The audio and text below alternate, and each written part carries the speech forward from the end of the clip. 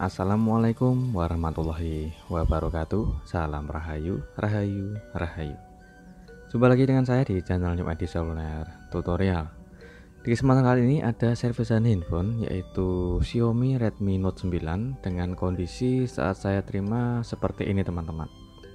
Yaitu handphonenya sudah pernah dibongkar sebelumnya. Beliau sempat cerita ini awalnya handphone kerusakannya dibongkar sendiri dan ada kecelakaan kerja seperti saat membuka baterai itu nggak sengaja kena pinset dan terbakar untuk handphonenya, dan dibelikan sama beliau LCD serta frame atau tulangan LCD teman-teman. Saya coba untuk cek dulu. Ini LCD-nya menggunakan merek OG dan masih disolasi sama layarnya, mungkin belum dirakit atau belum dilem teman-teman. Karena kerusakannya ini handphone tidak ada gambar atau tidak keluar gambar, namun saat kita cas itu ada notifikasi suara pengisian daya baterai teman-teman. Namun LCD-nya atau gambarnya sama sekali tidak mau keluar teman-teman. Jadi tidak ada gambar alias black screen, dan LCD-nya gelap gulita, sama sekali tidak ada cahaya dan juga tidak ada gambar. Saya coba untuk koneksikan menggunakan charger. Perhatikan pada pergerakan ampernya. Pergerakan ampere menandakan handphone normal ya teman-teman, pengisian daya normal yang seharusnya handphone ini bisa menyala. Namun gambarnya sayang sekali tidak mau tampil teman-teman. Oke, sekarang kita coba untuk pengecekan lebih detail sebelum kita eksekusi teman-teman. Oke, kita buka dulu untuk di bagian penutup mesinnya. Oke, kita angkat tutup mesinnya di bagian atas dan juga di bagian bawah.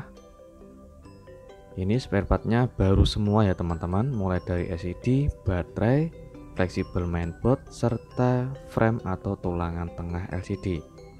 Di bagian ini kita lepas dulu fleksibel LCD-nya. Saya coba cek apakah dari fleksibel LCD yang kerusakannya atau ada di bagian mesin. Karena LCD ini beliau membeli dengan kondisi baru ya teman-teman. Kalau feeling saya tidak mungkin dari LCD-nya. Kalau mungkin dari LCD yang bermasalah tidak keluar gambar, itu kemungkinannya sangat kecil apabila kondisi LCD-nya baru teman-teman. Oke, kita lepas dulu untuk di bagian solasinya. Ini sengaja saya coba untuk melepas LCD-nya teman-teman. Oke, kita angkat LCD-nya seperti ini. Ini LCD-nya belum dilem sama sekali dan frame atau tulangan tengah juga baru. Di bagian ini saya cek fleksibel LCD-nya apakah ada yang robek atau putus atau tidak. Ternyata masih bagus dan masih bersih, masih segelan semua untuk LCD-nya, jadi belum dipasang sama beliau. Ini benar-benar kondisinya masih baru ya teman-teman LCD-nya. Oke, secara fisik dan kondisi fleksibel LCD masih bagus. Ternyata untuk handphone ini tidak mau keluar gambar meskipun menggunakan LCD yang baru. Kita coba untuk cek dulu di bagian mesinnya teman-teman. Oke, ini adalah bentuk dari mesinnya. Saya coba untuk koreksi lebih detail. Yang bikin kerusakan LCD tidak keluar gambar ini permasalahannya ada di mana. Jadi sebelum kita kerjakan, kita cek dulu. Oke, perhatikan di bagian mesin itu, di bagian RF sudah pernah dibongkar untuk kalengnya. Karena beliau juga sempat cerita dulunya itu sering restart sendiri handphonenya dan pernah dikerjakan di IC RF-nya. Sekarang kita cek di bagian soket konektor LCD. Oke, di sini saya mendapati ada bagian komponen, yaitu jalur pada soket LCD terdapat ada seperti T0 teman-teman, yaitu komponen yang berkaki 4 di angka nomor 3 dari sisi kanan. Yang saya tunjuk tadi ada butiran T0 ya teman-teman. Oke, saya coba untuk perdekat. Seperti itu bentuk dari pin kaki 4 atau komponen berkaki 4 yang terdapat ada serpihan tenol. Kita coba untuk cek jalurnya dulu teman-teman. Oke, di bagian ini saya mendapati jalur terputus atau tidak terhubung. Sedangkan untuk komponen yang lainnya ini kakinya terhubung ya teman-teman. Dan sedangkan yang nomor 2 ini dari sisi kanan itu putus atau tidak terhubung. Yang sebelahnya saya ukur ini juga masih terhubung. Yang itu juga terhubung ya teman-teman. Dan yang ini juga terhubung. Oke, kita cek ulang lagi. Yang ada serpihan tenol ini sengaja saya coba untuk buang. Oke, lalu kita ukur lagi. Ini jalurnya masih terhubung ya teman-teman. Meskipun ada seperti korosi atau bekas dari tenol yang menempel, ini saya coba koreksi kembali. Jalurnya masih aman, jadi tidak short dan tidak putus. Sedangkan yang nomor 2 dari sisi kiri itu ternyata terputus teman-teman. Jadi nomor 2 dari sisi kiri yang komponen berkaki 4 itu jalurnya terputus. Sedangkan yang lainnya saya koreksi kembali. Oke, masih aman semua, hanya di bagian ini yang saya tunjuk, yaitu komponen kaki 4 yang jalurnya terputus. Kita cek di bagian ini. Oke, dari pin kaki konektor ke bagian komponen kita cek satu persatu lagi. Oke, masih terhubung. Sedangkan di bagian itu yang saya tunjuk tidak terhubung ke bagian kaki komponen teman-teman. Kita cek kembali. Oke, jalur terputus ya teman-teman. Kita cek di bagian komponen yang lainnya. Oke, ini jalur masih terhubung semua di bagian seluruh komponen dan juga ke kaki soket konektornya. Sedangkan di bagian nomor 2 dari sisi kiri yang ini itu terputus atau tidak terhubung. Jadi komponen yang jalur terputus itu adalah komponen berkaki 4 nomor 2 dari sisi kiri. Sedangkan ini bagian kita cek dulu.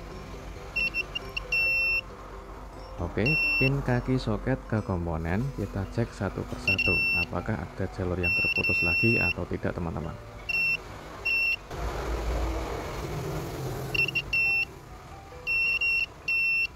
Oke, untuk di bagian komponen yang di atas itu sudah terhubung semua dan hanya di bagian ini yang terputus jalurnya teman-teman, yang menyebabkan di bagian LCD tidak keluar gambar.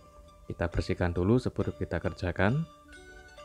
Oke, kita lindungi di bagian soket konektor LCD menggunakan solasi anti panas, yaitu untuk melindungi di bagian pin kaki konektornya atau di bagian soketnya agar tidak meleleh teman-teman. Karena saya mengerjakan menggunakan blower, yaitu untuk melepas atau kita angkat di bagian komponen yang berkaki 4 sisi kiri nomor 2. Oke, kita angkat untuk komponennya. Oke, seperti itu kondisinya ya teman-teman. Jika komponen ini bermasalah atau jalur terputus dan tidak bisa bekerja, kita buang saja. Dan selanjutnya di bagian ini kita akan coba perbaikan, yaitu tanpa mengganti komponen teman-teman. Dengan cara kita kasih flux sedikit dan kita siapkan tenol pasta atau tenol cair, yaitu tujuannya untuk kita hubungkan jalurnya seperti ini. Apabila kalian tidak terbiasa menggunakan teknik atau metode yang saya pakai, kalian bisa menggunakan kawat jumper sebagai penggantinya atau menghubungkan jalur yang terputus teman-teman. Dan apabila kalian kepengen mengganti komponen yang sama persis, kalian bisa menggunakan atau mencari dari handphone atau mesin kanibalan yang tidak terpakai. Jika tidak mempunyai kanibalan, kalian bisa menggunakan metode seperti ini, yaitu menghubungkan jalur yang terputus kita cek lagi setelah kita kerjakan teman-teman.